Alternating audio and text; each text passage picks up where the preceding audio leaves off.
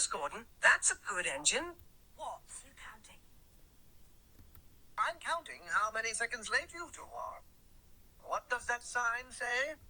I can't read from that size. Don't worry, Emily. I'll read it. Sodor Railway. Really reliable and right on time. Signed, Head of the Railway, Sir Topham Hatt. That's the Fed controller to you. That's what we used to call him. But this sign doesn't. It also says sorry for delays during repairs. We are making this a better railway. But you weren't on time, little Thomas. And you're being bossy, Gordon. Now, Will, off to. I'm off to collect Mr. Conductor. He's arriving here to celebrate Sodor Day. Why everybody is going to celebrate Sodor Day?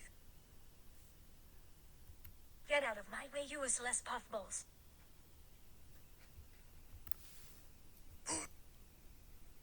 Maybe I was wrong.